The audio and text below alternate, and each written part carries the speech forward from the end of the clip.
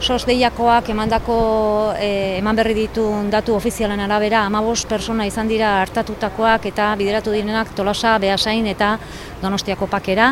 Haur batzuk ere Asuntzion klinikan jaso dituzte, baita ere Donostiako materno-infantilean. Hartatutako persona gehienak haurrak dira. Hauetako inorrez dago larriki grabe dagonikan momentuz behintzat ikusi beharko dugu nola datorren ordu hauetan nola dauden haurroiek, ezta? Baita ere 80 urteko persona bat hartatua izan da eta baita ere 50 urteko persona bat. Hori da egin dituguten balorazio ofiziala. Neri jakin arazi didate arratsaldeko 5:30, gertatu da kloro beste elementu batekin nahastu dela eta ventilazio hodietatik zabaldu dela piztinara, ez?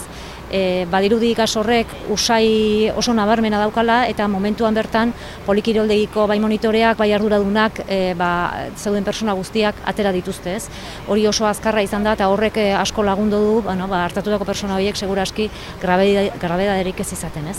Bai, lasaitasun mezu bat eta eskerrak ematea baita ere, emergentzizko ekipoak asko etorri dira, egia da alarma asko izaten dela, ez? Baina seguridade eta segurtasun handia ematen dut baita ere, beraz udaletikan emergentzizko ekipo guztiei gure rekonozimentu hori, ez? Ikerketa ez egin beharko da gertatutakoaz nolatan gertatuten jakiteko. Bai, egia da polikiroldegiak baduzkala protokolo handiak onartuta horrelako istripua gerta ez daitezen, orain txosten tekniko bat egin beharko da jakiteko zehatz mehatz zertan gertatu dena, zer egin behar dugun hori berriz gertatu ez da den.